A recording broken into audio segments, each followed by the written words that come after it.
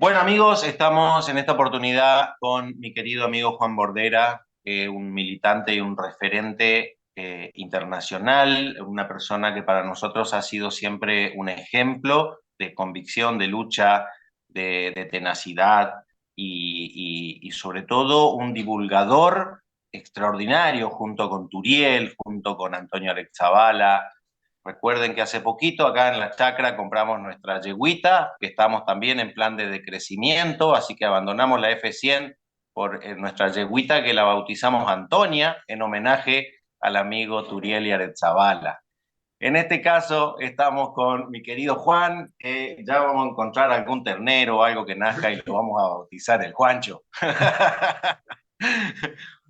Juan, querido, nos separa un arroyito denominado océano, pero estamos muy cerca viéndote con tu lucha y bueno, que es tan similar, tan cercana a la nuestra. Estamos muy ocupados en todo esto que nos une, que hace al decrecimiento, ¿no? Y todo este desastre que está ocurriendo a nivel planetario en un contexto, bueno, dramático, ¿no? Nos toca vivir en la selva paranaense viendo cómo los incendios se están devorando todo, cómo la sequía vuelve a ser recurrente, cómo todo esto forma parte también, como vos bien sabés, de los órganos de un planeta que hoy están con una fiebre más que preocupante. Juan, contame un poquito. ¿Cuál es tu diagnóstico? ¿Qué estás viendo a nivel de conciencia de masa, llamémoslo así? Una palabra horrible, conciencia. Ya no sé ni de qué mierda hablamos cuando hablamos de generar conciencia, cual si nos faltara información. ¿Vos qué pensás, Juan? ¿Falta Está muy información? bien, está fantástica la reflexión, Juan Carlos. Gracias por la generosa introducción. Y me parece una reflexión muy interesante porque, a ver, la conciencia debería de estar muy consciente del momento histórico en el que está viviendo y de la situación más que evidente, ¿no? De crisis que se van solapando. Sobre todo la crisis climática a mí es la que más me preocupa, pero hay otras crisis como la energética que también se está acelerando, porque la transición a las renovables es el futuro, pero es un futuro que está lejos de conseguir lo que algunos pretenden vender, ¿no? Y entonces lo que tenemos es una situación en que lo que tiene que solucionar la crisis energética no llega,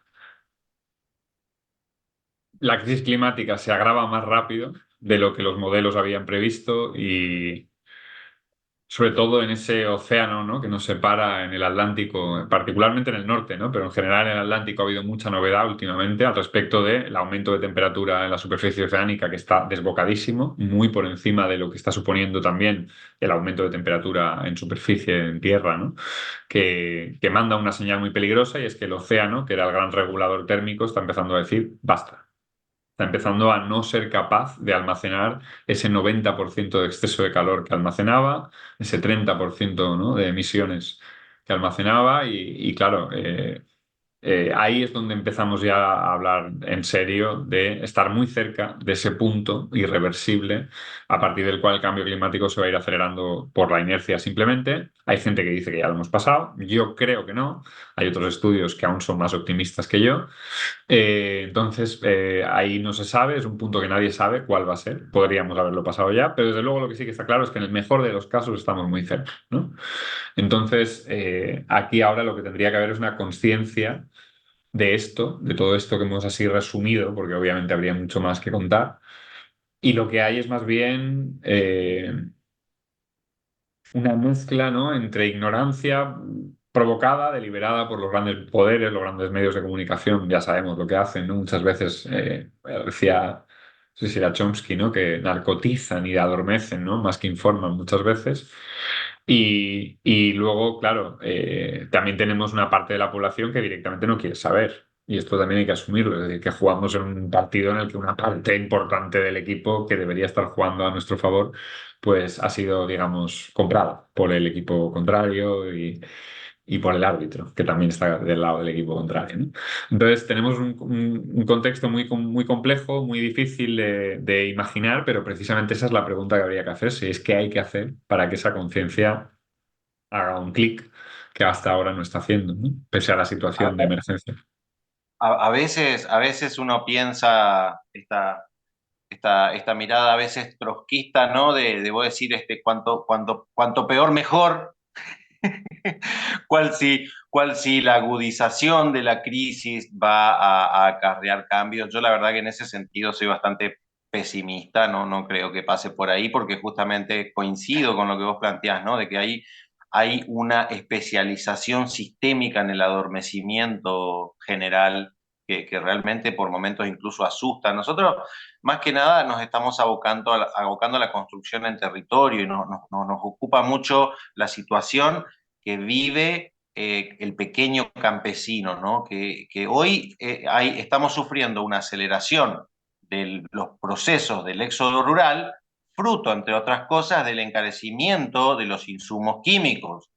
Entonces, por supuesto que en América Latina tenemos un movimiento agroecológico muy potente, en especial, bueno, Colombia, México, Argentina, y hay una búsqueda y una investigación muy fuerte que se está haciendo en materia de producción artesanal de bioinsumos, entendiendo de que los recursos para la producción de alimentos están disponibles, tenemos los recursos, no necesitamos seguir dependiendo de todo esto. Y de repente me viene la idea de que estamos transitando, me gustaría conocer tu mirada, ¿no? Que estamos transitando hacia una prohibición de insumos químicos que la está imponiendo el mercado. O sea, es el mismo Bayer Monsanto el que nos está quitando Ujú. aquello que con tanta habilidad nos supo vender en la Revolución Verde, ¿no? Entonces, ¿cómo imaginás esa transición? ¿Cómo hace acá el pequeño agricultor, que es un agricultor muy empobrecido, muy abandonado? ¿Cómo hace para transicionar hacia una forma distinta de producir alimentos? Bueno, me pides mucho porque te agradezco la generosidad de pensar que yo soy capaz, pero es verdad que en ese sentido ahí yo tengo que reconocer con humildad que el campo, yo tengo un poquito de experiencia como agricultor, pero no la suficiente como para darle consejos a quienes seguro que saben mil veces más que yo. Lo que sí que puedo hacer es dar un pequeño diagnóstico de contorno del futuro que se ve venir, que es obvio, ¿no? Es decir, esa revolución verde. Decía alguien, no me acuerdo quién, que la revolución verde en realidad fue negra, negra color petróleo, negra color crudo, ¿no? Uy, Y qué que bueno claro, eso. de, de, de esa campaña de marketing también llevada de la revolución verde, cuando en realidad de verde tenía poco, pues el nombre y poco más, de aquellos polvos, estos lodos, ¿no? Que decía aquel también. O sea, tenemos una situación en la que el mercado empieza a regular cosas para a veces simplemente paliar sus propias carencias, digamos, ¿no? O las propias situaciones en las que el modelo se le ve en las costuras porque falta tal insumo o porque un proceso se vuelve evidentemente, pues eso, cancerígeno o degradante para la salud. Y entonces se juntan una serie de situaciones que hacen evidente que esa revolución verde, que en realidad era negra, se va a acabar y se va a acabar rápido. ¿Cómo? ¿Es rápido? Ni idea. Es decir, ahí nadie puede saber un plazo, pero podríamos estar hablando de 10, podríamos estar hablando de 20, podríamos estar hablando de 30, podríamos tener en ese plazo de tiempo incluso algunas innovaciones que permitieran alargar el chicle unos años más, pero no mucho más. Es decir, a partir de ahí ya llegamos a una serie de límites que se están solapando unos a otros. Tú lo comentabas, ¿no? En la introducción, sequías, incendios agravados y además un clima que va a ir cambiando cada vez más rápido y lo estamos viendo en muchos lugares a la vez del planeta, ¿no? Ya no hay duda al respecto, es decir, va a haber lugares del planeta que van a haber cambios abruptos, bastante abruptos en cómo recibían lluvia, en la temperatura. Esto obviamente al agro le va a sentar muy mal. Y si a eso le añadimos un contexto energético de también escasez energética, escasez de recursos clave, con las consecuencias en los derivados que esto supone, ¿no? Gas, fertilizantes, se me ocurre, por ejemplo, por poner una directa. Si no hay un cambio que a día de hoy no se espera, y de hecho tenemos un problema, y es que en todos estos campos, todos, estamos contando con que llegan milagros uno detrás de otro porque estamos contando con las tecnologías de captura y secuestro de carbono para el cambio climático en casi todos los modelos del IPCC. Esas tecnologías a día de hoy son un pufo que lo único que capturan son fondos públicos y poco más. Y en el tema de la transición energética, la cantidad de milagros, digamos, que se están vendiendo, que tienen que llegar, tipo almacenamiento en forma de baterías de todo tipo. Bueno, a ver qué avances llegan. De momento, la realidad es que el almacenamiento está muy corto para la propia producción que somos capaces de generar. Entonces, bueno, no es un problema de instalar más renovables, es un problema de ser capaces de aprovechar bien la energía que somos capaces de producir. Eh, y que obviamente con las renovables va a ser mucho menor que las fósiles. A día de hoy las fósiles, el combustible, digamos, del capitalismo, del modelo económico actual, sigue siendo fósil absolutamente. Es decir, el 80% de la energía primaria que se consume en el planeta sigue siendo gas, carbón o petróleo. De eso, por mucha renovable que hemos instalado ya, no hemos sabido salir, precisamente porque queremos seguir creciendo al 3% anual, como si eso fuera posible. Cualquiera que haga tres números lo puede saber muy fácil, ¿no? Crecer al 3% anual supone en 20 años duplicar el Producto Interior Bruto, pero en un siglo lo tienes que multiplicar por 16. Claro. Esto, a escala, digamos, en el agronegocio también ocurre lo mismo, es decir, se están concentrando, digamos, el pequeño campesino lo tiene difícil porque hay una concentración, digamos, casi inherente al propio modelo de económico, ¿no? Que te genera que el pequeño lo tenga muy difícil porque el grande cada vez es más grande y cada vez absorbe más.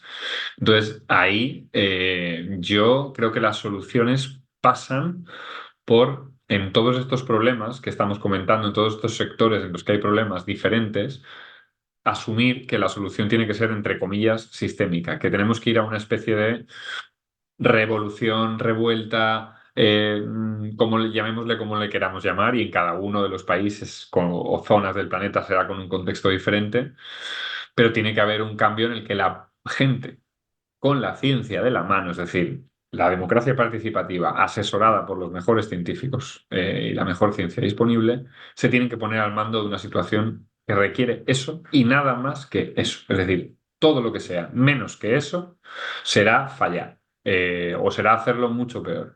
Entonces, todo lo que nos acerquemos a eso, en España y en algunos países de Europa se han empezado a hacer ensayos, ¿no? De asambleas ciudadanas que si quieres te cuento un poco luego cómo funcionan, pero vienen muy bien para entrenarnos en esto que inevitablemente tenemos que hacer, y es empezar a tomar el control del mercado desde la democracia participativa civil, lo más alejada de los partidos políticos, pese a que yo ahora mismo, por circunstancias, me he metido, digamos, satelitalmente a colaborar en uno de los partidos políticos de aquí de España, y ahora precisamente que estas ideas de democracia participativa impregnen, porque es que yo no, de verdad que no veo otro camino. Es decir, creo que cualquier otro tipo de modelo, y lo estamos viendo en países en los que gobierna de repente la izquierda, que es de izquierdas todo lo que puede, ¿no? A veces, todo lo que le deja el mercado, más todo lo que le dejan los poderes económicos patrios y extranjeros. Y entonces, bueno, pues ante esta situación de incapacidad tenemos que reconocer los límites también de la transformación social y buscar otro modelo de cómo hacer las cosas, porque si no... Me parece tan enriquecedor esto que estás planteando, porque, bueno, eso, ¿no? Estás hablando de territorio, estás hablando de construcción de poder, que hay que empezar también a recuperar ciertas palabras que siento que nos han robado. Necesitamos esos ejercicios de poder real, de territorio, ¿no? En ese sentido, me gustaría conocer tu opinión, porque nosotros hemos venido construyendo esta idea de que si bien la agroecología es el camino, habría que tener mucho cuidado porque para Bayer Monsanto también la agroecología es el camino. Ellos saben de que el futuro, el próximo Ujú. negocio es venderte la lechuga agroecológica al que la pueda pagar, y al que no, que se cague muriendo de hambre y le importa tres huevos. Pero digo, la agroecología es el camino, pero creo que tal vez como movimiento agroecológico internacional nos está faltando una vueltita de tuerca y empezar a señalar que la permacultura es el destino. Es Me esa. lo has quitado, me lo has quitado de la boca porque estaba pensando justo en la palabra permacultura y estaba pensando precisamente en cómo alejar esa palabra y ese concepto de algo como hippie, de los márgenes, como... Porque no, es que realmente es la clave, es decir, permacultura viene de ¿Cómo debate agricultura. que tenemos acá? Tal cual, tal cual, tal cual. Sí, o sea, es que es eso, permacultura viene de agricultura permanente. Es decir, justo lo que Exacto. necesitamos en un momento en el que todo va a ser bastante impermanente, ¿no? Es decir, sistemas sanitarios, sistemas educativos, y lo estamos viendo con los caos que se están organizando en gobiernos de según qué países, intentos de golpe de Estado. Bueno, en el fondo eso allí en América Latina ha sido el pan de cada día, desde que... Y en el fondo, además, con el litio de Bolivia detrás. Y es que en el fondo aquí, tú lo comentabas, ¿no? Con el caso del agro. Y en el caso de la energética es la misma historia, es decir, la transición energética ahora mismo aquí en Europa, de repente las comunidades energéticas, que es un concepto útil para, pues eso, que determinados lugares tengan acceso a una red eléctrica cooperativa, comunitaria, no sé qué, ahora te las está vendiendo Repsol y te las está vendiendo Naturgy y te las está vendiendo la empresa de turno. Entonces el capitalismo, las grandes cabezas del empresariado mundial van a ser capaces de intentar mutar todo lo que puedan como si fueran ovejitas, cuando en realidad son el lobo, y ahí es donde estará la habilidad del resto de las ovejitas de organizarse para no dejar que ese disfraz tenga lugar, ese cambio de disfraz, porque si tan evidente va a ser y lo permitimos, pues en el fondo la culpa es nuestra. Es que es así de simple. Yo lo siento mucho, pero si no nos somos capaces de organizarnos con la que tenemos liada, con el... También es verdad que siendo justos, es lo que decíamos, ¿no? El poder de los medios de comunicación es tan bestia que produce una masa tan, digamos, difícil ¿no? El sujeto político que decían, pues ya no existe porque está absolutamente decapitado por los medios de comunicación, ¿no? Pero bueno por una cultura un poco también consumista que se ha impregnado desde hace mucho tiempo. Ahí va a ser difícil. Yo ahí es donde veo que tenemos el mayor de los problemas, ¿no? Y es en cómo ir cambiando a una velocidad casi inaudita una cultura que normalmente requiere más tiempo, ¿no? Para cambiar. Pero por eso creo que la única manera reside en este cambio de los procesos de cómo hacemos la política también, ¿no? Es decir, hay una frase que a mí me encanta, que decía un biólogo que además escribía muy bien, que se llama Edward Osborne Wilson, que decía que el mayor problema que tiene la humanidad es que tenemos emociones del Paleolítico con instituciones del medievo y tecnología propia de dioses. Y dice, eso es terriblemente problemático, porque claro, el problema que tenemos es ese, nuestras emociones, nuestra manera de sentir, de pensar está un poco aún por desarrollar y además empujada en la mala dirección por el poder económico que domina la cultura y los medios de comunicación. Y entonces, si a eso le añades que la manera que hemos encontrado de organizarnos sigue siendo el de la Edad Media prácticamente, y que tenemos una capacidad de desarrollar tecnología que supera nuestra capacidad de entendernos a nosotros mismos, la tecnología es la que acaba dominándonos a nosotros, provocándonos una situación fuera de control, con lo cual la única manera que tienes de darle la vuelta a eso es empezar un poco, entre comillas, por el principio y darle la vuelta al ciclo. Es decir, si tecnología tenemos de sobra, igual tenemos que enfocarnos. No es que tengamos de sobra, ¿eh? O sea, tecnología vendría muy bien cualquier avance, ¿eh? Bienvenido sea, pero seamos realistas. Nos hemos enfocado mucho y la mirada es absolutamente tecno-optimista en el mundo en general. Entonces, ese, digamos, campo lo tenemos demasiado cubierto. Tendríamos que reducir tecno-optimismo, digamos, ¿no? Empezar a cambiar la forma de hacer política y a la vez intentar cambiarnos en el proceso individual, porque esto va también de cambiar cada uno, claro. Te puedo comentar mi hipótesis y me encantaría una devolución tuya, ¿no? O sea, yo siento que la consigna pasa por volver a la naturaleza para volver a ser humanos. Es una consigna que la venimos trabajando hace bastantes años y que no es un cliché ni mucho menos, sino que tiene una base que no siempre a veces tenemos la oportunidad de explicarla completamente, ¿no? Pero parte de la idea de que, a ver si me seguís con lo siguiente, ¿no? Si vos observás al microscopio una muestra de micorrizas y la Ujú. comparás con la de una neurona, vas a encontrar que se trata de imágenes prácticamente idénticas.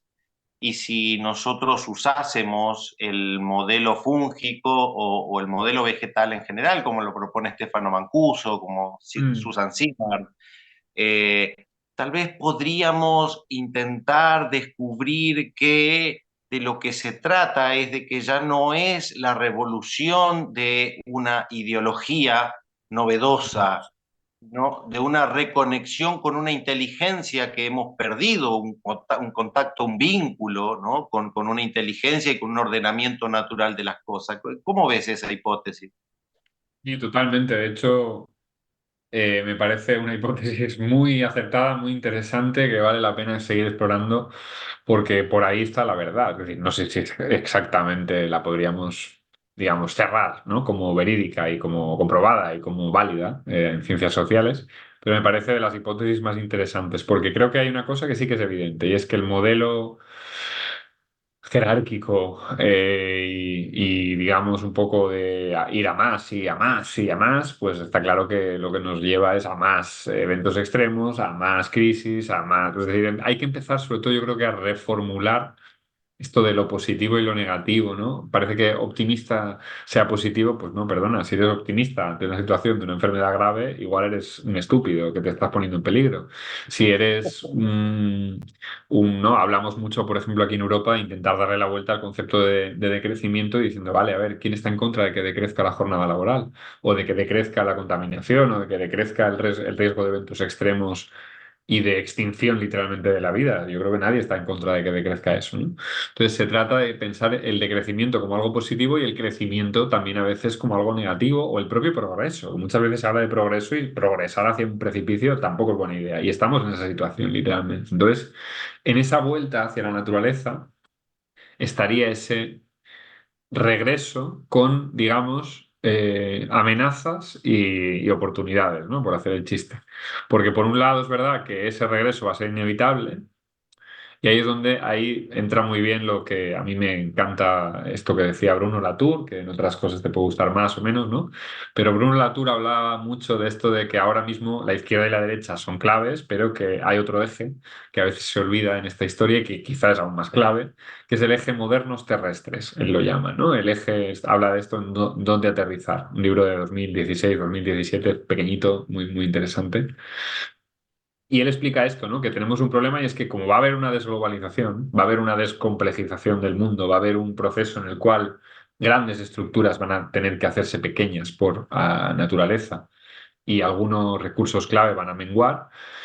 En ese proceso tenemos la inevitabilidad de volvernos terrestres, un poco más terrestres, digamos, un poco más arraigados en la tierra, en lo local, en la toma de decisiones, digamos, lo más regional posible, la producción lo más local posible, porque no nos va a quedar otra también. Y el peligro ahí es volvernos demasiado terrestres hasta el punto de volvernos reaccionarios, hasta el punto de volvernos, que esto está ocurriendo en algunos lugares, ¿no? Y es el peligro de... Entre terrestres y modernos, no te pases de terrestre, no te pases de moderno, sería un poco la idea. Ni te pases de tecno-optimista, ni te pases de creer que esta civilización, la globalización, es el sumum de la maravilla humana, porque no lo es y se va a caer, y al mismo tiempo tampoco te regionalices tanto como para olvidarte de que esta solución a este problema o es global o no hay nada que hacer. Es decir, por mucho que arreglemos la comarca X o el país X o incluso el continente X, si la atmósfera no tiene fronteras, va a dar igual. Entonces, esto es un problema y es que a medida que el contexto nos va a ir forzando a cada vez una toma de decisiones más aislada, al mismo tiempo deberíamos de ser capaces de coordinarnos mucho mejor de lo que lo estamos haciendo ahora globalmente, porque si no, no hay otra que hacer. Es decir, es que no nos queda otra. Ese es el lío, ¿no? De enorme. Vos sabés que me dispara ciertas seducciones que uno tiene en la lucha política diaria, ¿no? Una de ellas es lo seductor que suena muchas veces la idea de las micronaciones, ¿no? Y lo peligroso que es porque en últimas terminás también jugando el juego de la balcanización y de todo este proceso de disputa de territorios en la que estamos nosotros inmersos, ¿no es cierto? O sea, cómo es complejo, dinámico, cambiante bueno, y dificultoso, ¿no? La labor insisto, no de generar conciencia. Yo es una idea que realmente me parece ya que no cabe. Cuando me preguntan a mí qué opino de eso, me parece que lo primero que tenemos que hacer para empezar a generar conciencia es deshacernos de la idea de generar conciencia. Eh, porque me parece a mí, yo siento un poco, tal vez, no sé, me gustaría saber tu opinión, pero creo que estamos en un momento del hacer, ¿no? De la acción comunitaria. Nosotros estamos trabajando mucho, por ejemplo, ahora, en los últimos meses, en el impulso de huertas comunitarias. Siento que va por ahí. ¿Cómo lo ves vos? ¿Cómo se está viviendo eso en España? Sí, a ver, dos temas. De lo de las micronaciones, muy breve. Creo que ahí es verdad que hay un problema y a la vez hay una oportunidad. Es decir, volvemos a lo de los contextos. Hay contextos en los que es legítimo y es deseable que se produzca una regionalización de la toma de decisiones, con lo cual, si las reivindicaciones, digamos, tienen un bagaje histórico que las legitima a favor, digamos, de ese proceso de micronación, sí el contexto lo tal, ¿no? Pero hay otros en los que evidentemente producen lo que tú dices, balcanización, tendencia al aislamiento y a la falta de cooperación en un momento en el que hace mucha falta lo contrario. Entonces vivimos en un mundo en el que se nos enseña muchas veces, ¿no?, a caer en dicotomías que facilitan un análisis, simplifican la cosa y parece que producen titulares igual. Y entonces por eso, pero el mundo es muchísimo más complejo y entonces ahí es donde a veces creo que también nos perdemos un poco, ¿no? Y a ver, perdona, recuérdame lo del segundo tema, que era lo que habías dicho lo otro. Sí, bueno, no importa, pero digo, No, no, me acuerdo, es que me acuerdo, solo tienes que recordarme qué es. Pero me acuerdo de eso. te decía bueno, de la generación de conciencia, de las dificultades que puede atraernos ciertas tentaciones como lo de las micronaciones, pero digo, más allá de eso, por ahí, ¿cómo lo estaban viviendo ustedes en España? Porque nosotros, por Sí, sí, ejemplo, no, ahora... me hablabas de lo de los huertos y de la creación de espacios también.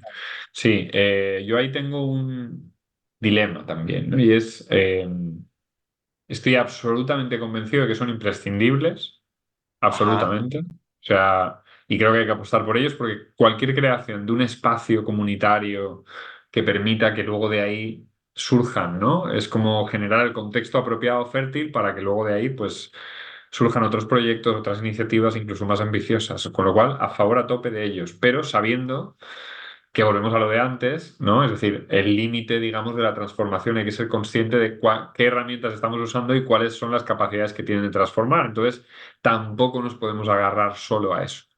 Sería un claro. poco la parte, digamos, no tan positiva del análisis. Pero vamos, yo participo desde que tengo casi, pues eso, desde que tengo 20 años, estoy metido en movimientos de desobediencia civil, de crecimiento, de ecologismo, de democratización también, o sea, de todo tipo, porque creo que precisamente está en la sociedad civil la única llave a un proceso que nunca debió de haber dejado de pilotar, precisamente esa sociedad civil, ¿no? Pero al mismo tiempo creo que nos falta análisis, en ese campo en concreto creo que nos falta muchísimo análisis, ¿no? Es decir, hay mucho análisis muy certero, muy al milímetro de cuántos límites planetarios, cuántos tipping points, cuántos recursos nos quedan ¿no? Para traspasar el límite de disponibilidad, pero no tenemos demasiados análisis de los límites de la transformación sociopolítica, digamos. Es decir, nos falta claridad en ver la dificultad de ese proceso y precisamente al ver la dificultad quizás seamos capaces de ver algún camino que yo creo que solo pasa por esto con los diferentes matices de cada lugar, pero con democracia participativa o a lo que vamos a atender, desgraciadamente, es a un mayor autoritarismo. Es que es una cuestión de lógica. Y yo me tengo que ir. Siendo autoritario, tengo que acabar aquí. Bueno, sí. Qué bueno, mira, para cerrar, quiero presentarte al principio y al fin de todos mis problemas. Son mis dos hijos. ¿Y qué tal? Un saludo. Y bueno, esta es mi familia. Nosotros vivimos en la chacra, estamos en el medio de la selva paranaense.